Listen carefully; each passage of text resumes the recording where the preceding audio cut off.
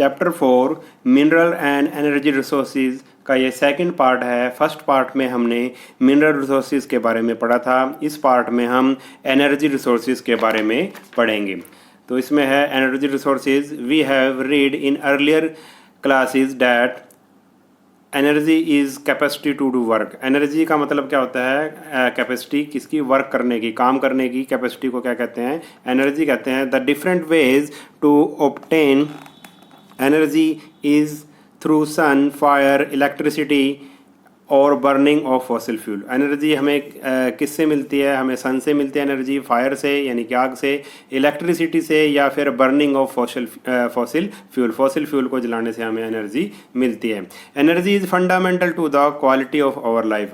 जो एनर्जी है वो क्या है? फंडामेंटल आधार है हमारी, जो जीने के, जो हमारा जीने का जो आधार है, क्वालिटी है, उसका क्या है? ये आधार है। Nowadays we are totally dependent on an uninterrupted and abundant supply of energy. अब आजकल हम क्या भाई, हम किस पे टोटली किस पे डिपेंड करते हैं? हम एनर्जी पे डिपेंड करते हैं। Electricity is generated through thermal power plant. Electricity कैसे बनती है? थर्मल पावर प्लांट से बनती है, न्यूक्लियर पावर प्लांट से बनती है और हाइड्रो इलेक्ट्रिक पावर प्लांट से बनती है। It is also produced through an non conventional sources of energy. और ये non conventional sources of energy से भी बनती है, such as tidal energy, solar energy, wind energy, geothermic energy. और एनर्जी किस से करते हैं भाई? Non conventional sources of energy क्या है? टाइडल एनर्जी है, सोलर एनर्जी है, विंड एनर्जी है और जियोथर्मल एनर्जी है। इसके बारे में हम आगे डिटेल से पढ़ेंगे कि ये कौन कौन सी एनर्जीज हैं। After generation electricity is transmitted to the grid through wire. जब इलेक्ट्रिसिटी को बनाया जाता है तो उसके बाद ये इलेक्ट्रिसिटी को उसको ग्रिड में ट्रांसफ़र किया जाता है और ग्रिड से फिर कहाँ जाती है? वो वायर्स में जाती है और वायर्स के द्वारा हमारे घर पे इलेक्ट्रिसिटी आती है। Grid maintain the distribution of energy in the surrounding reason. और ग्रिड से ही जो डिस्ट्रीब्यूशन ऑफ एनर्जी होता है आसपास के क्षेत्रों में। As far as consumption of electricity is concerned, it is quite high in developed countries like Japan and USA। जो इलेक्ट्रिसिटी के कंजप्शन है वो बहुत ही हाई है। कहाँ पे हाई है? विकसित जो देश हैं, डेवलप्ड जो देश हैं जैसे कि जापान और USA, यहाँ पर बहुत ज़्यादा बिजली बनाई जाती है और उसकी बिजली की खपत भी बहुत ज़्यादा होती है। Most of the energy of the world is produced by coal, mineral oil and natural gas. जो भी एनर्जी प्रोड्यूस की जाती है पूरी दुनिया में वो अधिकतर कोयले से, मिनरल ऑयल से और नेचुरल गैस से पैदा होती है। They are form inside the earth by decomposition of dead remains of plant and animal in the sedimentary rocks। कैसे बनती है भाई ये कोल, मिनरल ऑयल और नेचुरल गैसेस कैसे बनती हैं? They are formed inside the earth. ये पृथ्वी के अंदर होते हैं। जब किसका? डेड रिमेन्स प्लांट और एनिमल का क्या होता है? जब डीकम्पोजिशन होता है, जब उसके मैंने ये साइंस के लेसन में भी आपको करवाया था, पेट्रोलियम वाले लेसन में। तो उसका क्या बन जाता है? डेड प्लांट और एनिमल्स का क्या बन जाता है? कोल एंड मिनरल ऑयल और नेचुरल गैस में वो उसका चेंज हो जाता है और क्या होती हैं? वो सेडिमेंट्री रॉक्स होती हैं। Hence they are called the fossil fuel. इसीलिए उसको फॉसिल फ्यूल कहते हैं। फॉसिल फ्यूल किससे बनता है? प्लांट और एनिमल से। जब वो पृथ्वी के नीचे दब जाते हैं और उनके ऊपर बहुत ज़्यादा हीट और प्रेशर पड़ता है तो ये प्लांट और एनिमल के जो डेड रिमेन्स हैं वो किस में चेंज हो जाते हैं? कोल, मिनरल ऑयल और नेचुरल गैस में चेंज हो जाते हैं, इसलिए इसको फॉसिल फ्यूल कहते हैं। अब the flow chart given below presents different type of energy sources. Energy sources different type के हैं, ये इंपॉर्टेंट है। टाइप ऑफ एनर्जी रिसोर्सेज कौन से हैं? सबसे पहला है कन्वेंशनल सोर्सेज और दूसरा है नॉन कन्वेंशनल सोर्सेज। इसके बारे में हम आगे डिटेल में पढ़ेंगे। तो कन्वेंशनल सोर्सेज क्या आ गया? Coal, petroleum, natural gas, thermal energy, hydro electric energy. Conventional का मतलब है जो पुराने समय से चली आ रही हैं, ठीक है, जैसे कि कोयला आदमी बहुत पुराने समय से यूज़ कर रहा है, पेट्रोलियम भी, नेचुरल गैस और thermal energy, hydro electric energy, ये हम काफ़ी समय से यूज़ कर रहे हैं। और नॉन कन्वेंशनल एनर्जी में ये आ जाएंगी कुछ नई एनर्जी जो हम आजकल यूज़ करना शुरू कर दिया हमने, जैसे कि solar energy, wind energy, geothermal energy, nuclear energy, tidal energy और बायोगैस, ठीक है। ये एनर्जीज अब हम यूज़ करने लगे हैं। और ये जो coal, petroleum, natural gas, thermal energy और हाइड्रो इलेक्ट्रिक एनर्जी है, ये काफ़ी सालों से हम इसको यूज़ कर रहे हैं, ठीक है। इसको कन्वेंशनल कहेंगे और इसको कहेंगे नॉन कन्वेंशनल एनर्जी। अब इसको डिटेल में पढ़ते हैं। कन्वेंशनल सोर्सेज ऑफ एनर्जी क्या होते हैं? कन्वेंशनल सोर्सेज ऑफ एनर्जी आज ट्रेडिशनल सोर्सेज, ट्रेडिशनल का मतलब है कि हम इसे बहुत पुराने समय से यूज़ करते आ रहे हैं। Which are widely in use, जो the high popular conventional sources of energy आज कौन सी हैं? Conventional sources of energy coal, petroleum, natural gas और हाइड्रो इलेक्ट्रिसिटी, यानी कि जो हम बिजली घरों में यूज़ करते हैं। All the other conventional energy resources with the exception of hydro electricity are non renewable. जितने भी जो कन्वेंशनल एनर्जी हैं हाइड्रो इलेक्ट्रिसिटी को छोड़ के, बाकी सभी जो हैं वो क्या है? नॉन रीन्यूएबल हैं। जैसे कि कोयला है, कोयले को हम दोबारा से नहीं बना सकते। कोयला तो एक बार बन गया, फिर वो हज़ारों लाखों सालों में बनता है, ठीक है। तो ये कोयला तो ख़त्म हो जाता है, पेट्रोलियम भी ख़त्म हो जाएगा एक दिन, नेचुरल गैस भी ख़त्म हो जाएगी, ठीक है। ये तीनों क्या हैं? ये हैं नॉन रीन्यूएबल, ठीक है। ये ऐसे रिसोर्सेज हैं जो क्या हो जाती हैं? अभी ख़त्म हो जाते हैं। और हाइड्रो इलेक्ट्रिसिटी क्या है? कोल, पेट्रोलियम और नेचुरल गैस क्या है? नॉन रीन्यूएबल हैं। ये क्या हो जाती हैं? ख़त्म हो जाती हैं। और हाइड्रो इलेक्ट्रिसिटी है वो कभी ख़त्म नहीं होती, क्योंकि ये बिजली किससे बनती है? पानी से बनती है। हाइड्रो मीन्स वाटर, ठीक है। All the other conventional energy resources with the exception of hydroelectricity are non-renewable. Let us discuss the resources in detail. अब इन resources को हम डिटेल में पढ़ेंगे। सबसे पहले है कोल। Coal is formed from the plant cover buried under the sedimentary rocks. कोल कैसे बना है? जब बड़े बड़े पेड़ पौधे क्या भाई पृथ्वी के नीचे दब गए, buried under the sedimentary rocks के नीचे दब गए, under the high temperature and pressure. जब पृथ्वी के अंदर बहुत ज़्यादा टेम्परेचर और प्रेशर पड़ा उन प्लांट पे, तो they gets carbonized over 1000 of year. वो क्या हो गया भाई? कार्बोनाइज्ड हो गए, कार्बन में चेंज हो गए, कोयले में बदल गए। The major type of coal are anthracite. ये मैंने आपको साइंस में करवा रखा है, साइंस के लेसन में। तो major type of coal are anthracite है, बिटुमिन्स हैं, लिग्नाइट एंड पीट। ये 4 तरह के कोयले बता रखे हैं इसने। Anthracite is the hardest. Anthracite जो होता है वो सबसे सख्त होता है, ब्राइटेस्ट होता है, चमकीला होता है और बेस्ट क्वालिटी ऑफ कोल। इन चारों कोल में से 4 तरह का कोल बता रखा है, और इन 4 तरह के कोल में से एंथ्रेसाइट सबसे अच्छा कोयला होता है। It contain 90% carbon. इसमें 90% कार्बन होता है और एमिट्स लिटिल स्मोक। और जब इसको जलाते हैं तो बहुत कम धुआं निकलता है, ठीक है। आगे है coal is widely used in iron and steel industry. जो कोल का यूज़ होता है वो आयरन और स्टील इंडस्ट्री में यूज़ होता है, और थर्मल पावर स्टेशन और बिजली बनाने में इसका यूज़ होता है कोयले का, ठीक है। Moreover it is also used as raw material in various chemical industry. और केमिकल इंडस्ट्री में भी इसका कच्चे माल के रूप में प्रयोग होता है। Coal is found in USA. Coal कहाँ मिलता है? यूएसए में, रशिया में, China, Australia, India, Germany, Ukraine, Kazakhstan, South Africa. और इंडिया में कहाँ मिलता है? It reserve are confined to the state of Jharkhand, Orissa, Chhattisgarh, West Bengal, Madhya Pradesh, Telangana and Maharashtra में हमारे देश में कोयला मिलता है। अब नेक्स्ट देखते हैं, नेक्स्ट में क्या है। उसके बाद आ गया पेट्रोलियम। अब पेट्रोलियम या मिनरल ऑयल भी कह सकते हैं। It is widely used as source of power. इसका यूज़ भी सोर्स ऑफ पावर एनर्जी के रूप में यूज़ होता है। Petrol, diesel, kerosene oil are the by product of petroleum mineral oil. और पेट्रोलियम से क्या बनता है? अभी पेट्रोल बनता है, डीजल बनता है, केरोसिन बनता है, ठीक है। पेट्रोलियम क्या होता है? एक तरह से कच्चा तेल है, उसको ज़मीन से निकाला जाता है, फिर उसी तेल से, उसी पेट्रोलियम से पेट्रोल बनता है, डीजल बनता है, केरोसिन बनता है। As an industrial power it is widely used to run machine, generate electricity and produce steam। और इसका यूज़ किस किस में होता है भाई? मशीन चलाने में होता है, मोटरसाइकिल वगैरह चलाने में होता है, मशीनें चलाने में, इलेक्ट्रिसिटी बनाने में और प्रोड्यूस स्टीम और भाप पैदा करने में इसका यूज़ होता है। Railway engine, motor vehicle and ships depend on it for their fuel requirement.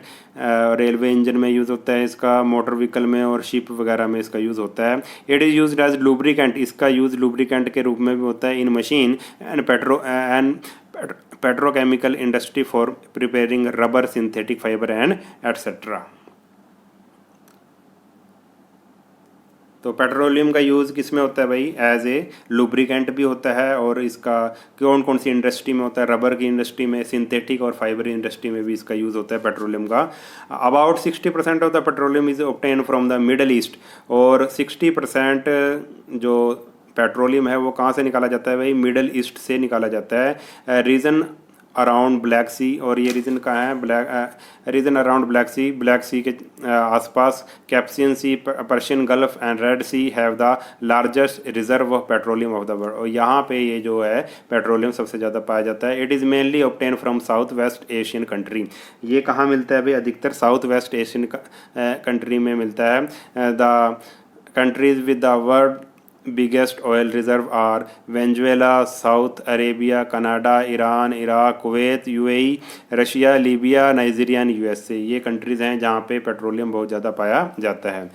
The petroleum reserve beneath the North Sea are extracted and used by UK. और जो नॉर्थ सी के जो नीचे पेट्रोलियम पाया जाता है उसको कौन यूज़ करता है? United Kingdom, Germany, Netherland, Denmark and Norway इसका यूज़ करते हैं। इन इंडिया में कहाँ पाया जाता है? Petroleum reserve are found in Assam, Gujarat and off the coast of Maharashtra. कहाँ मिलता है? आसाम में, गुजरात में और महाराष्ट्र में मिलता है। They are also found in the delta region of Godavari and Krishna. और गोदावरी और कृष्णा नदी के जो डेल्टा है, डेल्टा रीजन के आसपास भी ये जो पेट्रोलियम पाया जाता है। उसके बाद आ गया भी नेचुरल गैस। इजी लेसन है, इसमें बस एक बार आप पढ़ोगे आपको आसानी से आ जाएगा। नेचुरल गैस में क्या है? Natural gas is mostly obtain along the mineral oil. Natural gas अधिकतर किसके साथ मिलती है भाई? पेट्रोलियम के साथ ही मिलती है। However sometime exclusive gas resources are found. और जबकि कुछ ऐसी गैसें भी मिलती हैं जो अकेली भी पाई जाती हैं।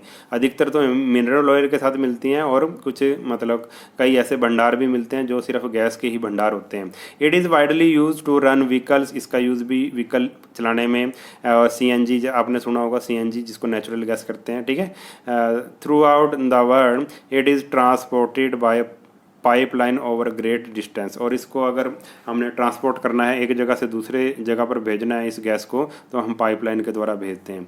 Natural gas in found in, और नेचुरल गैस कहाँ कहाँ पाई जाती है भाई? रशिया में, Iran, Qatar, USA, Saudi Arabia,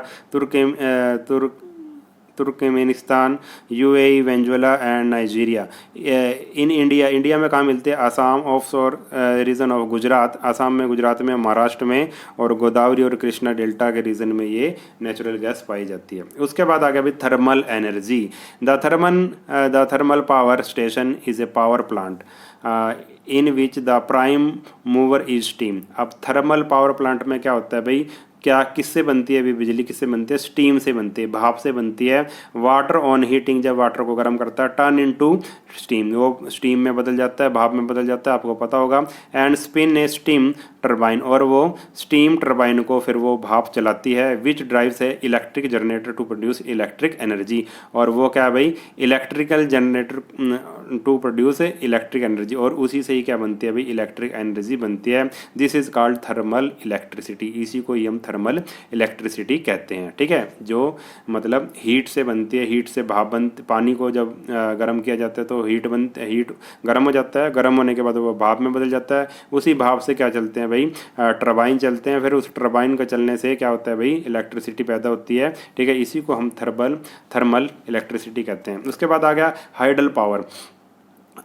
rain water और river water stored in dams. जो रेन वाटर है और रिवर वाटर को डैम में स्टोर किया जाता है, और फिर उसको ऊपर से गिरा जाता है, उस पानी को गिराया जाता है। The falling water flows through pipe inside the dam over turbine blades placed at the bottom of the dam. अब नीचे टरबाइन रखी होती हैं, ऊपर से पानी गिरता है तो फिर प्रेशर पड़ता है और उससे वो टरबाइन चलती हैं। The moving blade then turn the generator to produce electricity. और जो वो जनरेट जब जो ब्लेड्स मूव करते हैं तो उससे क्या पैदा होती है भाई, इलेक्ट्रिसिटी प्रोड्यूस होती है। This is called hydro electricity. Hydro electricity मैंने कि जो पानी से इलेक्ट्रिसिटी हम बनाते हैं उसको हम हाइड्रो इलेक्ट्रिसिटी कहते हैं। The water discharge after the generation of electricity is used for irrigation. और जो पानी बच जाता है उसका हम यूज़ इरीगेशन में करते हैं। इरीगेशन मीन्स सिंचाई में, पेड़ पौधों फसलों की सिंचाई में, पेड़ पौधों को पानी देने के लिए। 1/4 of the world's electricity is produced by hydel power. 1/4 जो एनर्जी जो दुनिया में बनाई जाती है उसका 1/4 पार्ट हाइडल पावर से ही प्रोड्यूस होता है। The leading producer of hydel power in the world are Brazil, Norway and Paraguay. ठीक है, ये जो देश हैं ये बहुत ज़्यादा इलेक्ट्रिसिटी पैदा करते हैं। For generating hydro electricity large dams are required. Electricity बनाने के लिए क्या चाहिए भी, बड़े बड़े डैम चाहिए, हिली रीजन चाहिए विद पेरेनियर रिवर, और ऐसी रिवर चाहिए जिसमें सारा साल क्या हो, पानी हो। At the initial stage it require high technology and huge capital investment. जब ये डैम वगैरह बनाए जाते हैं, जब ये प्रोजेक्ट बनाया जाता है बिजली बनाने का, तो बहुत ज़्यादा क्या टेक्नोलॉजी की ज़रूरत है और ह्यूज कैपिटल और बहुत ज़्यादा पैसे की ज़रूरत होती है शुरू में। But in the long term और कुछ लंबे समय में क्या होता है भाई, it becomes a cheap source of energy. बाद में यही चीज़ क्या पड़ जाती है भाई, हमें सस्ती पड़ जाती है। शुरू में तो बहुत खर्च होता है डैम बनाने में, बिजली बनाने में, मगर समय जैसे जैसे बीतता है तो ये चीज़ें क्या हो जाती हैं, एक तरह से सस्ती हो जाती हैं। बिजली फिर हमें सस्ती, एक बार बस पैसा लगाना पड़ता है, उसके बाद बिजली हमें सस्ते दामों पर मिल जाती है। Many countries such as Canada, China, India and Japan have developed their water resources to get electricity. ये देश हैं जिन्होंने इलेक्ट्रिसिटी मतलब वाटर से इलेक्ट्रिसिटी बनाई है, कनाडा, चाइना, इंडिया, जापान। ठीक है, African countries have a great potential for developing hydro electricity. और अफ्रीकन कंट्रीज़ के लिए भी बहुत क्या भाई हाइड्रो इलेक्ट्रिसिटी बनाने की पोटेंशियल है। India has established several multipurpose river valley project for generating hydro electricity. Bhakra, Nangal, Hirakud, Nagarjuna Sagar and Sardar Sarovar are some of the example. India ने इलेक्ट्रिसिटी बनाने के लिए, जो हाइड्रो इलेक्ट्रिसिटी बनाने के लिए बहुत सारे प्रोजेक्ट लगाए हैं। उनमें से कुछ प्रोजेक्ट हैं Bhakra Nangal, Hirakud, Nagarjuna Sagar and Sardar Sarovar are some of the example. ये एग्जाम्पल है जहाँ ये मतलब बड़े बड़े डैम है जहाँ से हाइड्रो इलेक्ट्रिसिटी बनाई जाती है इंडिया में। आगे है, अभी हमने पढ़ा कन्वेंशनल सोर्सेज ऑफ एनर्जी के बारे में, अब हम पढ़ेंगे non conventional sources of energy के बारे में। Non conventional sources of energy are those that are more और less still an experimental stage. अभी ये जो हैं ये सभी non conventional sources of energy हैं, वो क्या हैं, अभी एक्सपेरिमेंटल स्टेज पे हैं। ये यानी कि अब नए नए हम इसको यूज़ कर रहे हैं, ज़्यादा लंबे समय से हम इसको यूज़ नहीं कर रहे हैं, अभी कुछ ही सालों से यूज़ कर रहे हैं। दे आर नॉन ट्रेडिशनल, और ये नॉन ट्रेडिशनल हैं। दे आर लेस एक्सपेंसिव, ये इनमें कम खर्चा होता है। And do not have much of adverse effect of environment, और ये इन्वायरमेंट को भी इन्वायरमेंट पर इसका बुरा प्रभाव नहीं पड़ता। ठीक है, in future the dependency on these resources will increase manifold. और भविष्य में जो इन सोर्सेज पर, जो नॉन कन्वेंशनल एनर्जी सोर्सेज हैं, उन पे हमारी जो डिपेंडेंस है वो बहुत ज़्यादा बढ़ जाएगी। सोलर एनर्जी क्यों बढ़ जाएगी, क्योंकि जैसे पेट्रोलियम वगैरह, कोयला वगैरह एक दिन ख़त्म हो जाएंगे, फिर हमें non conventional sources of energy की तरफ ही ध्यान देना पड़ेगा। सोलर एनर्जी क्या होता है, sun is the greatest source of unlimited energy. Sun से तो क्या है भाई, अनलिमिटेड एनर्जी निकलती है। Specially in the tropical zone it can be tapped to get maximum output. और ट्रॉपिकल जोन में तो ये बहुत ज़्यादा सूरज बहुत ज़्यादा चमकता है, बहुत ज़्यादा गर्मी पड़ती है। Now a day solar energy used for number of purpose. आजकल सोलर एनर्जी का यूज़ बहुत से उद्देश्यों के लिए किया जाता है, सच एज सोलर कुकर। इसका यूज़ सोलर एनर्जी से सोलर कुकर में यूज़ करते हैं, सोलर गीज़र में यूज़ करते हैं, सोलर कार भी चल पड़ी हैं, सोलर ड्रायर, सोलर लालटेन, solar street lighting system, solar air conditioning, ये सभी सब क्या है भाई, सन की एनर्जी से ये चलते हैं। पीपल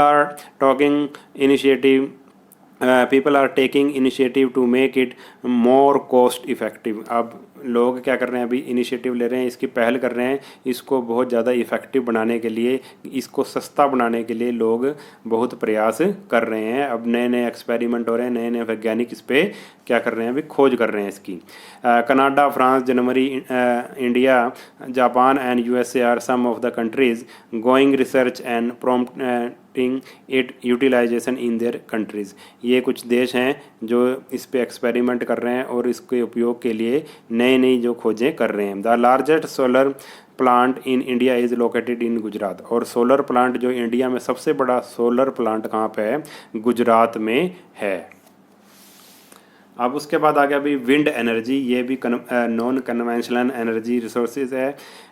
इज़ द एरिया जहाँ पे बहुत ज़्यादा हवा चलती है, वहाँ पे क्या है भाई, विंड एनर्जी का यूज़ किया जाता है, बनाई जाती है। In the area of high wind velocity is use to generate energy. Coastal area है, जो कोस्टल एरिया यानी कि समुद्र के पास के जो एरिया हैं वो इसके लिए बहुत ठीक हैं, अच्छे हैं।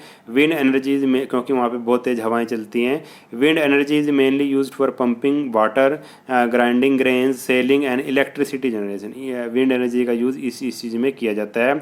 It is develop in coastal region, ये कोस्ट समुद्र के जो आस पास के क्षेत्र हैं उसमें बनाई जाती है। जैसे कि यूरोपियन कंट्रीज़ सारे समुद्र के पास हैं, वहाँ पर बनाई जाती है। स्पेशली नीदरलैंड, इंडिया, जापान और यूएसए में ये विंड एनर्जी का यूज़ होता है। In Tokyo wind power is use to run the air conditioning system of building. और टोक्यो में जो जापान की राजधानी है वहाँ पे तो एयर कंडीशन भी इससे चलाए जाते हैं।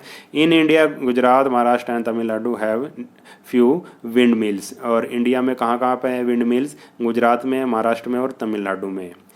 उसके बाद आ गया जियो थर्मल एनर्जी। जियो का मतलब क्या होता है, जियो का मतलब होता है अर्थ, और थर्मल का मतलब आपको पता है क्या होता है, हीट। ठीक है, the internal heat of the earth generate Jio thermal energy.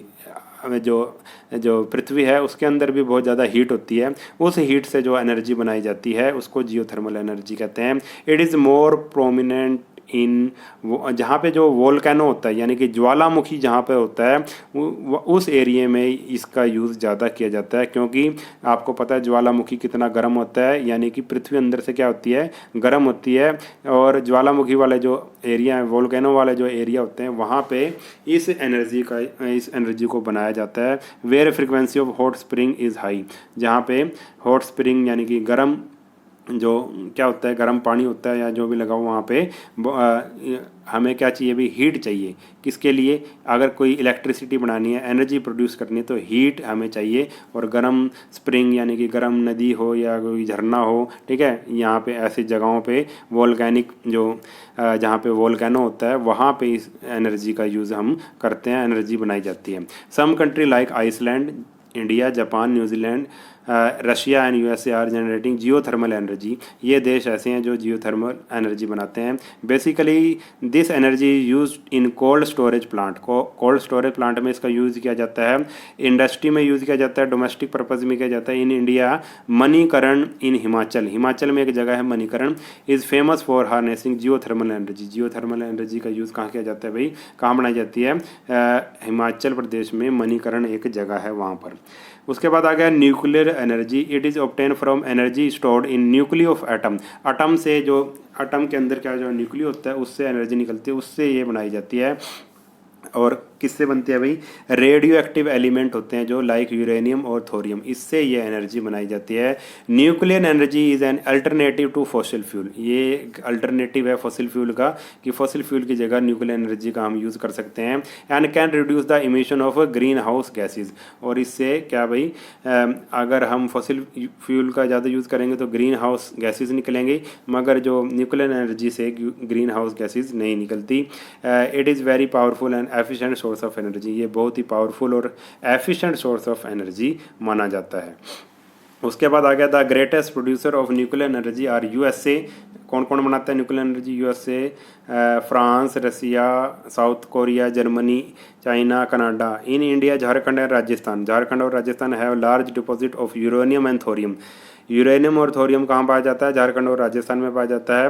और आंध्र प्रदेश में भी मिलता है, तमिलनाडु और उड़ीसा में भी। Nuclear power station in India are located in Kaiga in Karnataka, Kalpakkam and Kudankulam in Tamil Nadu, यहाँ पे ये क्या है भी न्यूक्लियर प्लांट हमारे हैं। Narora in UP, Rana Pratap Sagar near Kota in Rajasthan and Tarapur in Maharashtra. ये हमारे कुछ क्या है न्यूक्लियर पावर प्लांट हमारे यहाँ पे देश में लगे हुए हैं। उसके बाद आ गया भाई tidal energy, energy generated from tides. Tides क्या होती हैं, जो समुद्र की लहरें होती हैं, उससे भी एनर्जी हम क्या करते हैं भी प्रोड्यूस करते हैं, is called tidal energy. Tidal energy can be harnessed by building dams at narrow opening of the sea. Dam बना दिए जाते हैं समुद्र के पास, ठीक है, जहाँ पे क्या होती है भाई समुद्र की नैरो ओपनिंग होती है, वहाँ पे बनाए जाते हैं। France, Russia, gulf of Kutch in India have huge tidal mills farms.